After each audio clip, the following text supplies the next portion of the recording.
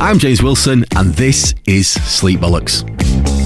The world is more aware of the impact of poor sleep on our health, but weirdly, we seem to be sleeping worse. And I know why. It's the bollocks that are spouted by brands and experts that is designed to scare us into sleeping better, but we end up sleeping appallingly. Whether it's experts who tell you that you'll die if you have less than 7 hours sleep, trackers that don't track your sleep very accurately, or mouth tape that just stops you sleeping well. Join me on a journey through the world of sleep bollocks. Never mind the sleep bollocks, here's the sleep geek.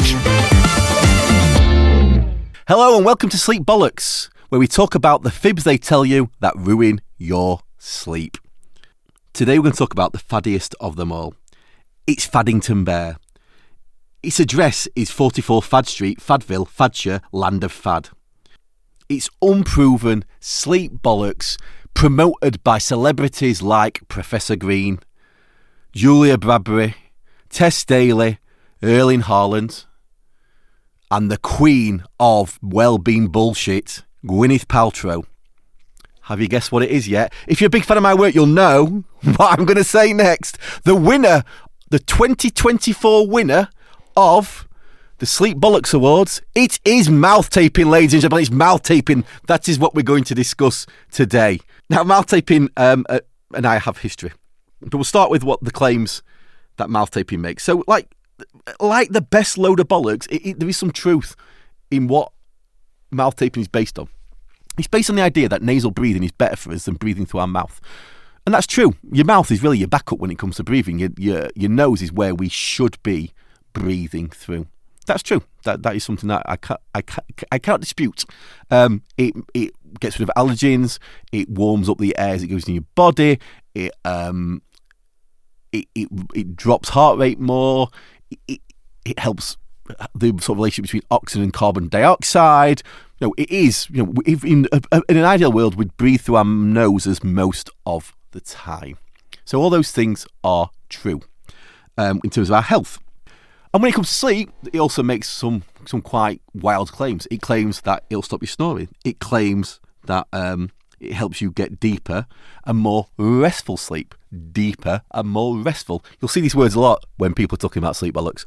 It claims that it makes you more attractive. That's one of my favourite claims about this. Is not sleep related, but I don't know if you've seen the TikTok videos. We are videoing this, so I can do it. But you'll see a TikTok video that goes, I've tried mouth taping and it did help me get more handsome. Look at me before. And like they're pulling the chin in. They're trying as much as possible to pull the chin in. And then they say, and look at me now. It's a forward shot. I can't see your chin, mate. My favourite thing about TikTok videos, that is a bit of a kind of a tangent there, but it claims to make you more attractive. It actually claims quite a lot that it cures sleep apnea. Or it did claim that it cures sleep apnea. That claim has got less and less over the years for a couple of reasons, and I'm one of them. It claims that it cures sleep apnea. Oh, and it also, my favourite claim over the summer was, it helps you win medals at the Olympics. Now, actually, the TikTok videos that went out about this often claim the person who mouth taped who won a gold medal or didn't win a silver medal. It's an athlete called Adam Burgess. An athlete called Adam Burgess won a silver medal in rowing. And weirdly, in his post-win interview, it turned into an advert for mouth taping. Now, bear in mind, Adam is a breathwork coach and, probably sells mouth taping. So, to his benefit, to extol the virtues of something that he can make money out of course. And he did an interview on it, and he was talked about how mouth taping had improved his sleep, and therefore that's why he won a silver medal. The interviewer also had been told to mouth tape by Adam, and he was also a big fan of mouth taping. It did feel a bit like an advert on QVC as opposed to actually an interview on a serious news channel, but hey ho, there you go. Little point on this. Imagine if he'd not mouth tape, he might have won a gold medal. And how many people at the Olympics didn't mouth tape and won gold medals? That was all I will say on that subject. But at the end of the interview, what Adam did do, and this is something that's changed in mouth taping recently, I would suggest because it won the Sleep Bollocks Awards 2024, is that he put a disclaimer at the end. He said, quite nervous. But if you've got sleep apnea, make sure that you don't mouth tape. Make sure you don't mouth tape if you've got sleep apnea. Because the problem with mouth taping, one of my biggest problems with it, is that mouth taping covers the symptoms of sleep apnea. the main symptom of sleep apnea is snoring. So the noise you make when you are asleep is a good indicator that you might have sleep apnea. And sleep apnea snoring noise it can sound quite unique. It sounds a bit like. So if you make that noise, you don't want to be mouth taping. So on the comments on Tess Daly's post about her mouth taping, there was person after person after person saying, my partner snores, I'm going to use this to stop them snoring. It's actually that's not great, because if your partner's snoring, they might have sleep apnea. And if they've got sleep apnea, that's probably why they are breathing through their mouth. And if we stop them breathing through their mouth, they're actually maybe going to stop breathing, potentially. Very unlikely, but it could happen. But more importantly, we stop them making the snoring noise. Great, we haven't cured the sleep apnea. We've not stopped them having sleep apnea. Mouth taping will claim that it cures sleep apnea, but there is no evidence for that. And I'll take you through that why in a moment. So it comes down to, if you mouth tape rather than going to your GP to get checked for sleep apnea, you're not going to get the treatment you need for sleep apnea. And that is probably the biggest criticism I have of mouth tape. Now, me and mouth tape have a bit of a history, as I've said. And I'll tell you a story of it. I was asked by the Daily Mail for a quote on mouth taping. And I gave a quote. And it probably involved the words hysteria, hyperbole, snake oil. There's another expert involved in the article. He was a more an academic. He also gave a quote. I think he was a bit harsher than me, to be honest, but we gave two quotes. This went in the Daily Mail on a Sunday. It was off the back of an episode of Dragon's Den that was due to go out with a mouth taping brand on it. Neither me or the expert had said anything about that brand, but we had said our beliefs, our opinions around mouth taping. It was because Dragon's Den, a couple of weeks before this episode was due to air, they'd had some pushback against a brand that claimed ear beads, I think it was, something like that, some buds on your ears, and if you twiddled them, it would cure chronic fatigue syndrome. That sounds like bollocks, doesn't it? And it was. And therefore, the BBC got into a little bit of trouble from the press for promoting something that has no real scientific evidence. So the Daily Mail, and their health pages are generally really good and good at looking at this sort of stuff. The Daily Mail had decided to do an article about this mouth taping brand and use the quotes from me and the other expert. On the Monday, I got an email from the founder of the mouth taping company threatening legal action against me. It does happen from time to time when you talk about sleep bollocks and some people don't like it. You will get these letters, and what I've learned is, A, I've given an opinion on something. That's not defamation. And B, if you ignore it, they generally go away. I ignored it, got nothing else, but I was looking forward to the episode to see which one of the dragons invested in the mouth taping company. Now, my guess is it was definitely Stephen Bartlett. Come on, one of the doyens of well-being bullshit. Of course, he will have invested in a mouth taping brand. He's had James Nestor from the book Breathe, which caused a lot of the problems around mouth taping. Was one of the things that has brought it to prominence. He had James Nestor on, and he was promoting mouth taping. In fact, the mouth taping brand in question was the one I think he pulled out on that show. So I would say Stephen Bartlett probably did definitely invest in it. However, I never found out because the programme was pulled. It was pulled from air. It's never been aired at all. So we'll never find out who invested in the mouth taping brand. Now, actually, the brand in question, it's a brand called Myotape, and I would argue that they actually were trying to minimise some of the issues people like me have got with mouth taping. They'd made it so it actually allowed your mouth to open more. It wasn't one of these mouth taping brands that did this. And for listeners, I put my hand over my mouth there. It wasn't one that shut your mouth totally. It was a brand that was trying to sort of like use the tape to keep your mouth shut, so you could open it if you needed to. So that is trying to challenge one of the problems with mouth taping. The issue is then the claims that are made around that. So the brand has as a tagline, "Safe, Science, Sleep," and we can use those three words to examine mouth taping. So is mouth taping safe? I would, this is where I've probably gone over a little bit top. I will admit to over-egging the pudding on safety in the past, and talked to a respiratory, quite well-known respiratory doctor called Vic Via. Check out his YouTube channel if you are wanting advice on things like sleep apnea and snoring. He's got loads of good stuff on there. And he actually said, I'd said it was a maybe a bit dangerous, and he sort of challenged me and said, James, I'd say it's not dangerous. And I asked him, so what word would we use to describe it? Foolhardy? But yeah, it's more foolhardy because it doesn't really work. So that the safety concerns from people like me probably maybe in the past have been over-exaggerated. But I'd still challenge the idea that covering your mouth, especially if you're using one of the tapes that totally covers your mouth, with a tape when you've got a blocked nose or you've got something like sleep apnea, which is normally why you're breathing through your mouth, is not a great idea. It's just not a great idea. And there's a great article, again, we'll put in the show notes, from the Cleveland Clinic, which takes you through all the evidence around whether mouth taping is safe. And really, I think the conclusion they come to is less than about safety, more about it's a load of bollocks. So there we go, safe. We'll then look at sleep. We'll use the word sleep. So lots of claims around how mouth taping improves sleep. The Olympian we talked about, he claimed that it improved his sleep and therefore improved his performance. And anecdotally, you do meet people who do claim that it helped them sleep better. But a lot of these mouth taping brands, they turn over a lot of money. They turn over millions and millions of dollars. There's a company in the States who does do research, but they do research around things like how mouth taping might help you use CPAP, for example, or how mouth taping might help you use a device that your dentist gives you to keep your jaw forward. They're strange not doing any research into how mouth taping might improve your sleep.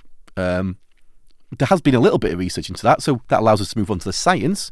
A small piece of research, I think about 10 people with asthma, and they found that it had no improvement on their sleep. So that was people with asthma, but they found that it didn't have any improvement on their sleep. So there we're talking about the quality of sleep, maybe the quantity of sleep, the sort of research that you would do with a sleep product. Is it improving the amount of time people are asleep? Is it improving subjectively how they perceive the quality of their sleep? How do they feel the next day? And there's not really been any research around that. I've never seen any. If I'm wrong, more than happy for someone to send it in to me. So there's one piece of science. In fact, the founder of the mouth taping brand did, after the Sleep Box Wars, did say to me, will you come on my podcast and talk about the science of mouth taping? My reply was something along the lines of, it'll be a very short podcast because there is no science. And actually, I did say to him, imagine, because as well as owning this brand, he also runs 2 breathing training companies. So imagine the amount of conversations he's having about sleep and having about breathing. And if he actually gave the people he trained the tools to be able to screen people for sleep apnea, to be able to say, well, you might have sleep apnea, go and talk to a GP about it and access gold standard proven treatment. Imagine that opportunity to change sleep apnea, because the one thing about sleep apnea is 90% of people with sleep apnea don't know they've got sleep apnea. When you give a disclaimer, don't use this mouth tape if you've got sleep apnea, most people don't know they've got sleep apnea. So you're asking them to use a mouth tape, you're giving them a disclaimer that they can't apply to themselves because they have no knowledge. People who run the breathing training companies, they've got a massive opportunity to change that. They could train their staff to understand the symptoms of sleep apnea properly and therefore refer people on to their GP. But they don't. They'd rather sell you some mouth tape that doesn't help with sleep apnea. So more of the science. Small study. People with asthma didn't show any improvement in their sleep. Another study showed that people are more likely to mouth puff with mouth taping, and that's the anecdotal feedback I get from people. They are more likely to either breathe around the tape, so you put the tape on like that, you can still breathe around it, you can breathe out the sides of your mouth, so your body will still breathe around the tape. It's not putting your face in the right position. So you can still breathe around the mouth tape, or the tape is closing your mouth properly, but your mouth puffs. For those listening, I did puff my cheeks out then. You do something we call mouth puffing. So this small piece of research found that people were more likely to mouth puff than they were to feel benefit from the mouth taping. Now, most of the mouth taping brands, when they're talking about science and when they're talking about sleep apnea and cure for sleep apnea, which a lot of them used to do, although many of them have stopped now, they're using one piece of research, a really small study that came out of Taiwan. So this study had 20 participants, so a really small, in research world, you'd call it a pilot study. Bear in mind as well, all these studies I've talked about, whether good or bad, have not been replicated, and they're really not that well designed. Particularly this one. This is not a well designed study. So this study took people with mild sleep apnea. So when it comes to sleep apnea, we decide if someone's got sleep apnea or not based on how many times they stop breathing in an hour. So no incidence to 5, you haven't got sleep apnea. 5 to 15, maybe 20, depending on the expert in question, you've got mild sleep apnea. 16 incidences to like 21 to 35, you've got moderate sleep apnea.